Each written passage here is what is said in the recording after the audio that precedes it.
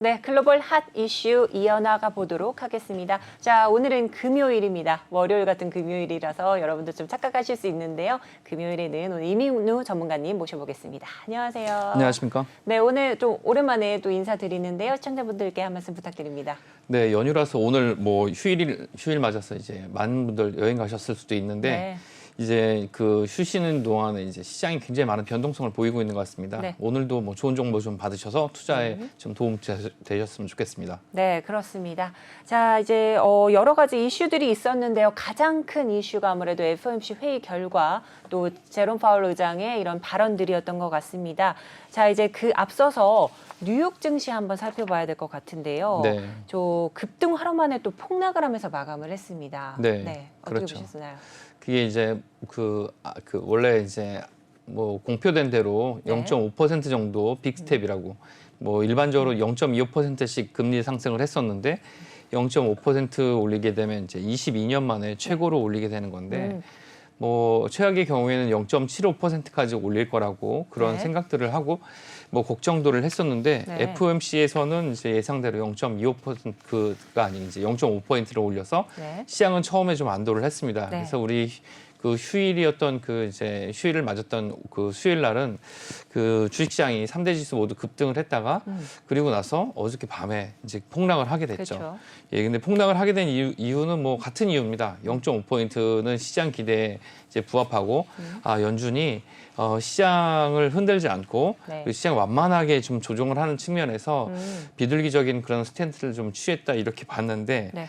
근데 그게 이제 같은 내용을 가지고도 시장은 좀 다르게 해석을 했죠. 하루 네. 사이에. 네. 그래서 하루 사이에 어떻게 해석을 했냐면 이거 우리가 잘못 본 것이다. 이거 잘못 본 거고 아무래도 이거 그냥 이렇게 그냥 흘러갈 일이 아니다. 이게 연준이 말은 이렇게 했지만 네. 쉽게 볼 내용이 아니다. 이렇게 받아들여서 어저께 네. 공포감에 의해서 좀 뭐 상승했던 그 부분을 다 반납하고 네. 예, 반전했다. 이렇게 반전 하락했다고 볼 수가 있는 거죠. 네, 그렇습니다. 자, 그런데 이제 FOMC 회의 결과 좀 궁금하실 분들이 있는데요. 구체적인 내용 한번 짚어주신다면요. 네, 그 FOMC 회의 결과 뭐 그 이제 휴일이라서 네. 뭐 하나씩 확인하시지 못한 분이 있을 것 같아갖고 네, 네. 이제 간단하게 좀 확인을 좀 해드리면 네.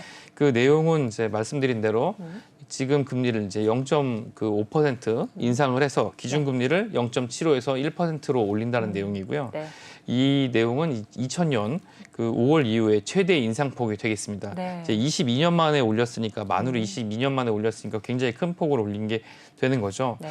그러니까 이렇게 올리고 났지만 사실은 0.75 뭐 그 이상도 계속 볼 수 있다 이렇게 공포를 가졌던 거에 비해서는 네. 상당히 그 시장에는 안정적으로 보였지만 일단 이 내용 외에 다른 부분이 또 추가됐습니다. 네. 지금 그 6월부터 대차 대조표를 축소하겠다고 얘기를 했는데 네. 그 6월 1일부터 첫 달에 475억 달러 그러니까 뭐 국채 300억 그리고 MBS 모기지를 175억 달러씩 이거를 이제 축소를 하겠다 얘기를 했는데요. 네. 이렇게 이렇게 된다면 이걸 이제 지금까지 그 계속 그 연준이 매입을 해왔다는 부분인데 이걸 이제 다시 팔겠다는 얘기죠. 네. 그렇게 된다면 3개월 동안 계속 단계적으로 높여서 8월 달에는 950억 달러로 지금 최대 폭으로 이제 이걸 감축하겠다 이런 네. 내용입니다. 이거는 이제 예전에 그 금융위기가 오고 나서 그 이제 유럽 금융위기까지 이어져서 네. 그 연준의 그 자산이 굉장히 많이 늘었을 때 그때 최대 매월 500억 달러씩 이 연준 자산을 줄였었거든요. 네네. 그거에 비하면 굉장히 그 많이 늘어나게 되는 건데 이때 팬데믹 이후에 늘어난 연준 자산을 줄이게 되는 겁니다. 네. 표를 제가 블룸버그의 표를 하나 좀 가져왔는데 네. 대체대표가 얼마나 늘어났는지 연준 자산이 얼마나 늘어났는지 확인해 보실 수 있는데요. 네. 이 연준 자산이 늘어난 요 내용을 보게 되면 네. 그 시중에 늘린 풀린 이제 유동성을 확인해 볼 수가 있습니다. 이 네. 뒤에 표에 보시면 이 빨간색 가장 오른편에 나와 있는 네. 이 선이 그 팬데믹이 시작된 때입니다. 이제 지금 파란색으로 늘어난 부분이 네. 연준의 자산이 늘어난 건데 저만큼 자산이 늘었다는 거는 네. 저만큼 시중에 돈을 풀었다는 거죠. 그러니까 채권을 이제 팔고 채권을 팔아서 네. 돈을 이제 많이 이제 뭐 시중 이제 채권을 팔게 되면 채권을 시중에 팔게 되면 돈을 이제 연준이 흡수하게 되는 거고 네네.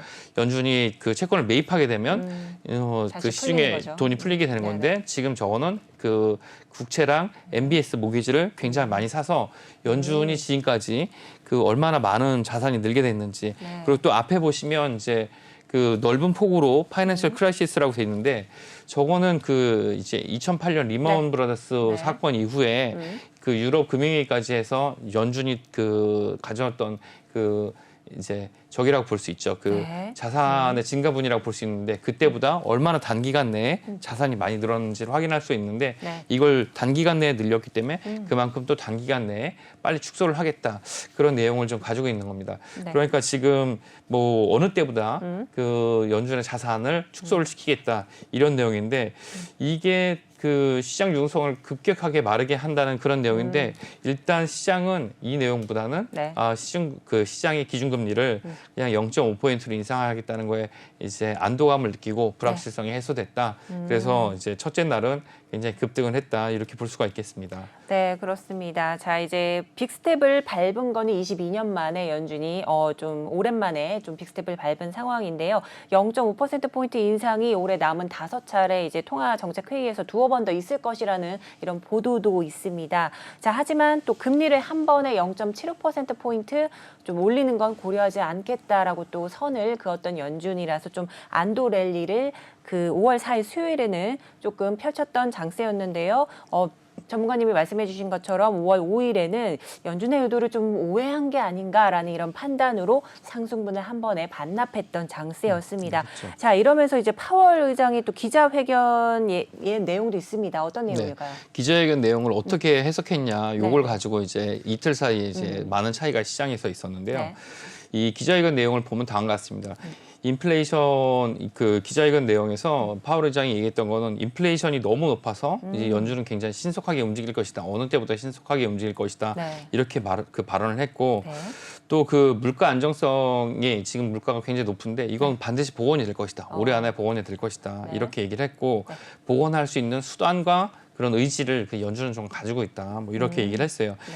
그리고 물가는 더 뛸 가능성이 좀 있지만 그 이제 코어 물가라고 하는 그 유가와 이제 식료품 가격을 제외한 나머지 그 물가는 정점에 도달했다는 신호가 있어서 지금 5%가 넘는 이제 그 이 코어 물가는 네. 결국엔 하락할 가능성이 있다. 이렇게 얘기를 했습니다. 네. 그리고 경기는 이제 지금 뭐 여러 가지 추측들이 있는데 뭐 버블이 터질 수도 있다. 네. 아니면 경기 연착륙이 아니고 경착륙하고 경기 침체 가능성이 있다. 뭐 이렇게 얘기를 하는데 네.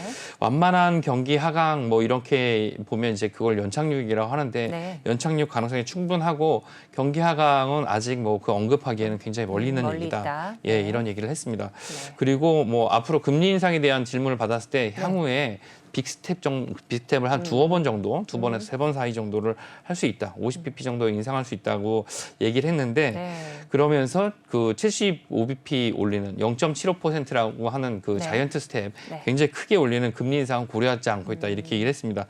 그런데 여기서 이제 이 발언에 대해서 네. 이제 하루 사이에 그 어떤 해석이 좀 바뀐 거죠. 네. 네. 그 전날에 그럼 0.5%만 올리겠다 이렇게 얘기를 받아들인 건데 그 다음에 한 말이 금리 인상은 필요하면 주저하지 않겠다. 예, 이렇게 네. 얘기를 했습니다. 이제 네. 어떤 수단도 다 동원하겠다. 그렇죠. 그러면서 지금 뭐 유동성 축소하는 것에 대해서 시장이 지금 과열되는 측면이 있다고 많이 얘기를 했었는데 네. 그리고 또 물가 상승의 영향도 있다고 했는데 그거에 대한 영향은 아직 알 수가 없다. 이렇게 얘기를 했어요. 네.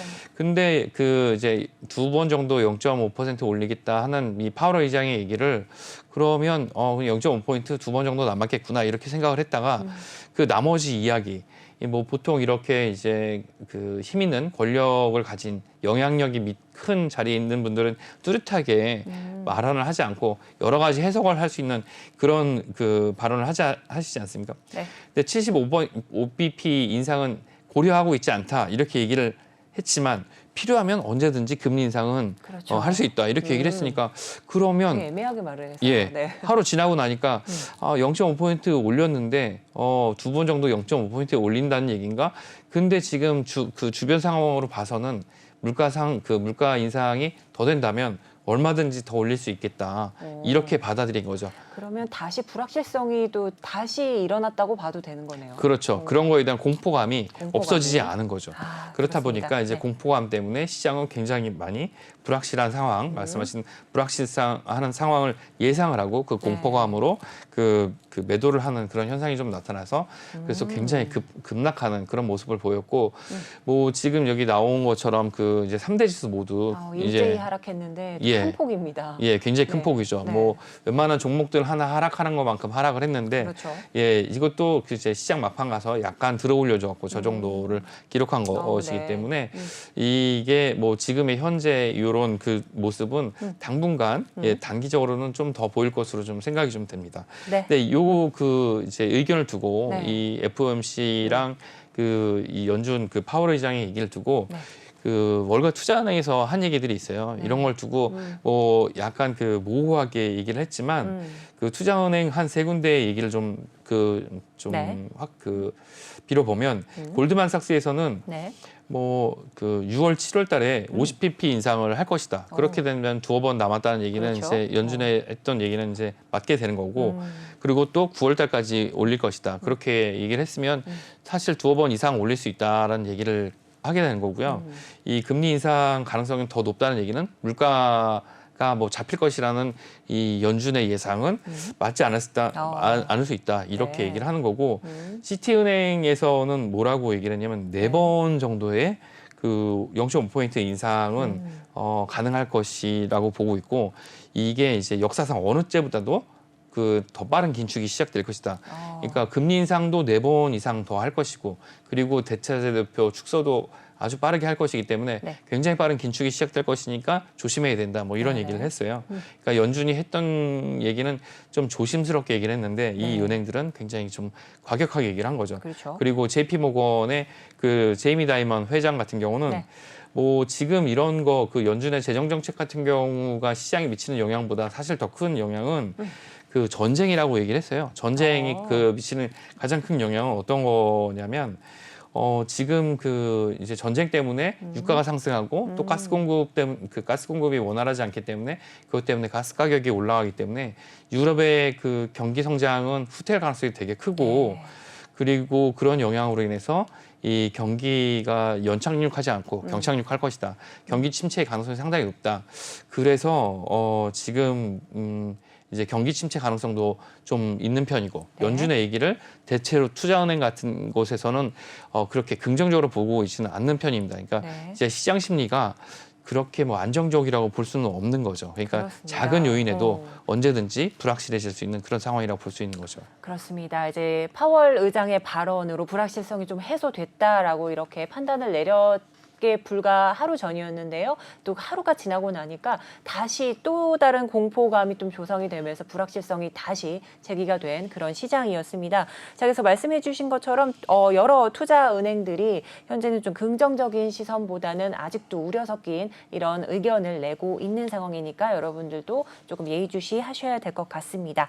자, 그럼 이렇게 전반적으로 글로벌 증시 좀 이 토대로 해서 오늘 우리 국내 증시는 또 어떻게 봐야 할까요? 오늘 우리 국내 증시를 단정적으로 말씀드리긴 좀 어렵지만 안타까운 거는 이제 어제 휴일 같은 경우고 어제 장이 열렸으면 뭐 그 전날에 그 미국의 상승 부분을 좀 반영을 좀 할 수가 있었겠죠. 근데 그렇지 못하고 어저께 폭락한 그 부분을 좀 그대로 가져와야 되기 때문에 그렇게 긍정적으로 좋게 보지는 못할 것 같습니다. 뭐 폭락하지는 않겠지만 그 이제 약세를 이제 보일 것으로 좀 예상이 되는데 전반적으로 미국에서 지금 뭐 그 이제 약세를 보일 거라고 예상하는 가장 큰 이유는 네. 금리 부분입니다. 그러니까 미국의 금리 10년물 국채 금리가 일주일 사이에 바뀐 부분이 우리나라 시장에도 좀 영향을 좀 미칠 거라고 예상이 좀 네네. 되는데 미국의 10년물 국채 금리가 그 일주일 사이에 급등을 했다가 하락을 했지만 네. 지금 뒤에 표에 보시는 것처럼 3%대를 이제 안정적으로 기록을 하고 있어요. 네. 그러니까 국채 금리가 3%대에 이제 안착을 했으니까 3.5%에서 4% 간다 그러면 결국에는 시중에서 금리를 조달하는 비용이 굉장히 많이 든다는 얘기가 될 네네네. 것이고 또 그리고 미국의 그 이제 프레디맥에서는 우리나라에서 이제 그 프레디맥에서는 결국에는 이제 하반기에 조달하는 그 모기지 금리는 네. 6에서 7%까지 올라갈 거라고 예상을 하고 부동산 가격, 그러니까 네. 주택 가격이 하락할 거라고 예상을 하고 있거든요. 네네. 그렇게 된다면 이제 지표상 영향을 미치는 우리나라에도 전반적으로 거시적으로는 좀 하락할 거라고 좀 보고 있습니다. 네. 그러니까 그 국내 증시를 판단을 하실 때는 거시 경제에 영향을 많이 받는 작은 종목보다는 네. 기업 실적이 상당히 그래도 탄탄한 그런 종목 위주로 좀 보셔야 될 것 같고 네. 그냥 한 가지 그 경기 지표를 이제 참고하실 걸 좀 미국의 경기 지표를 좀 말씀을 좀 드려야 될 것 같은데 네. 그 민간 그 ADP 고용 고용 네. 지표를 보게 되면 그 고용 보고서를 보게 되면 그 전반적으로 이제 시장 기대치에는 전반적으로 다 미치지 못했습니다. 시장은 네네네. 뭐 38만 3천 명 정도 예상했는데 24만 7천 명 정도밖에 되지 못했고요. 네. 그리고 서비스 지수도 시장 예상은 58.5였는데 이제 서비스 지수는 57.1로 네. 1 정도밖에 되지 않아서 그 이제 활력 지수가 좀 떨어지는 게 아닌가 네. 이런 생각이 좀 드는 데다가 이게 이제 또 그 우리나라는 이제 미국과 그 중국의 비중이 굉장히 크기 그렇습니다. 때문에 네. 시장에 미치는 영향이 큰데 미국의 무역 수지 적자가 역사상 최대치를 기록을 했는데 전월 대비해서 2월 대비해서 3월 달 무역 수지 적자가 네. 그 20%가 넘게 네. 올랐습니다. 네. 근데 22%가 올랐으면 수입이 그만큼 늘었으면 상관이 없는데 네. 수입은 10%밖에 안 늘었어요. 맞네요. 예, 네. 그렇다 그러면 이제 수입은 10%밖에 안 늘었는데 적자가 22% 늘었다는 말은 네.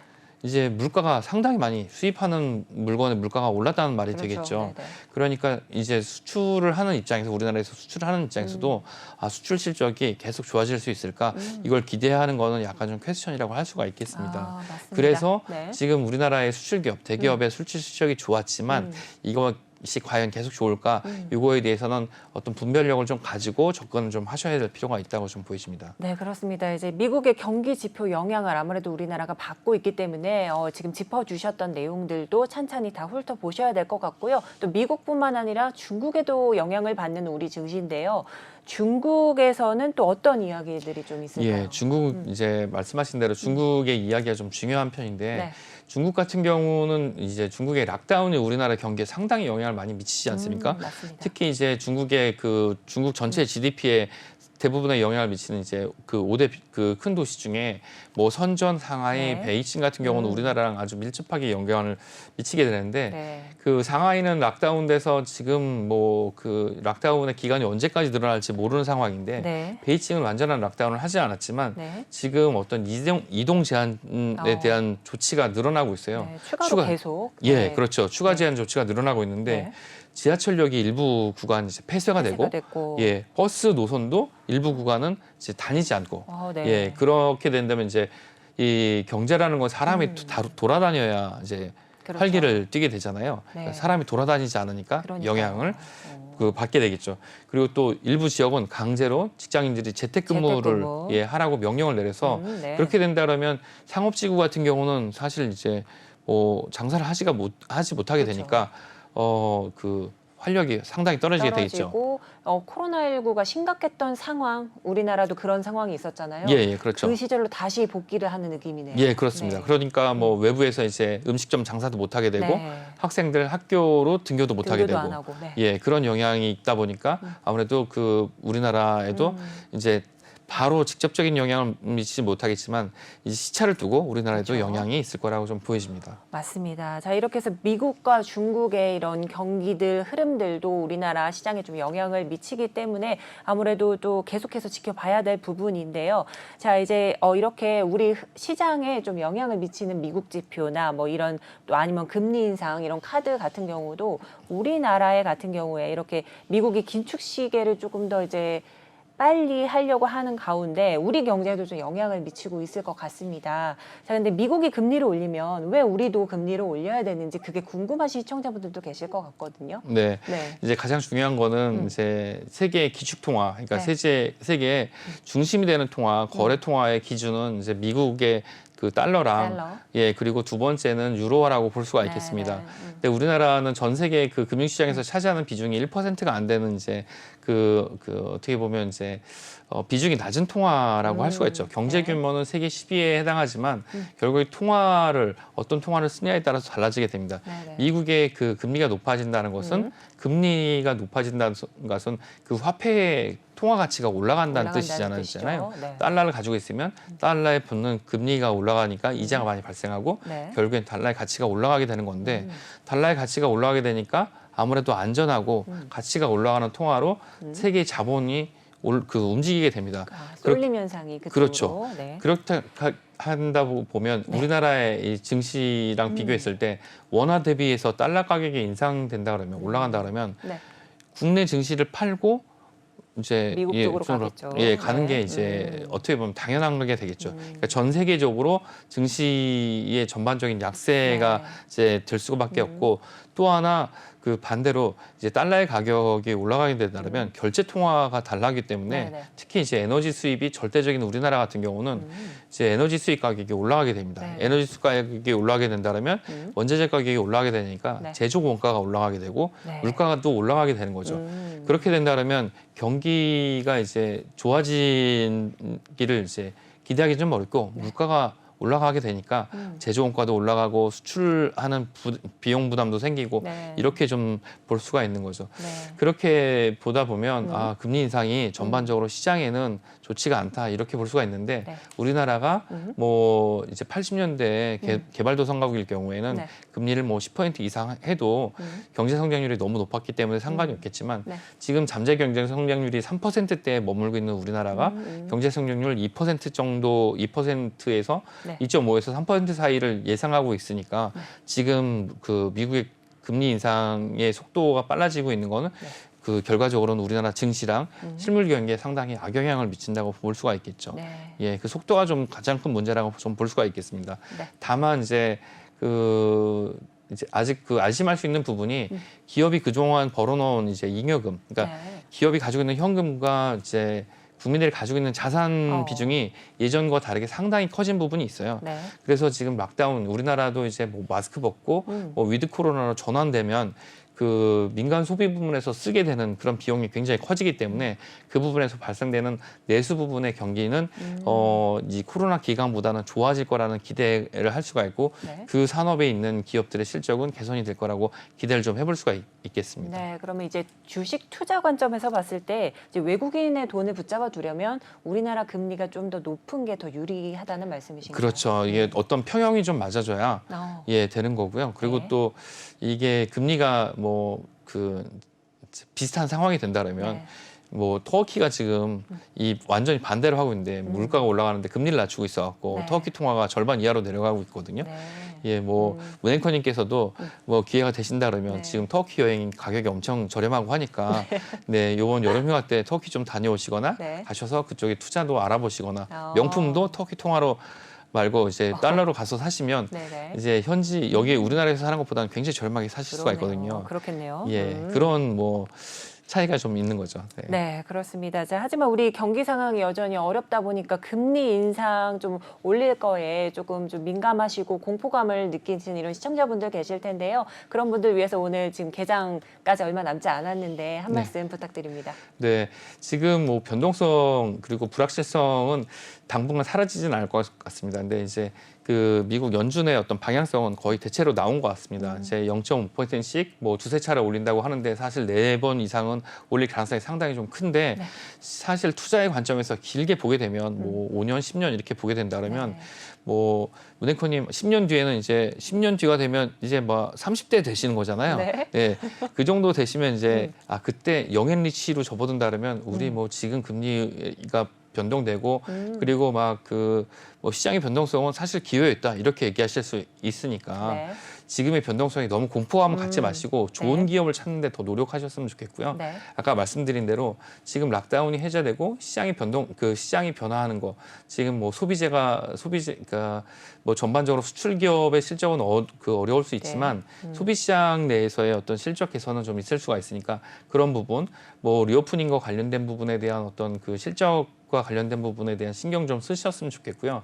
그리고 또 그 미국의 그 테크 기업이 가장 영향을 많이 받는데 금리 네. 인상에 관계돼서 서학개미 분들이 최근에 이제 좋지 않으셨었어요. 근데 이제 그 테크 부분에 있어서 그 현금과 독점적 위치라는 두 가지를 가진 기업은 앞으로도 계속 좀 좋을 것 같습니다. 네.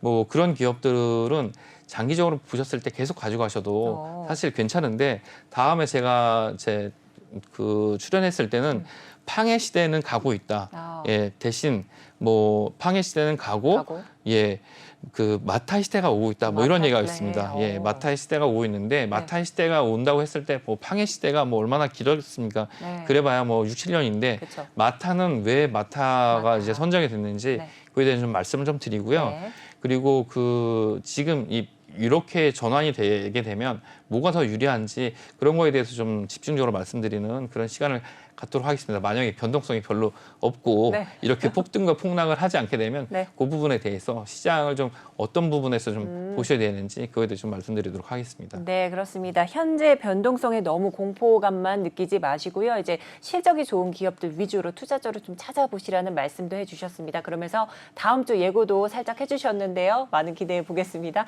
자, 그럼 오늘 도움 말씀 주신 이민우 전문가님 감사 말씀드립니다. 감사합니다.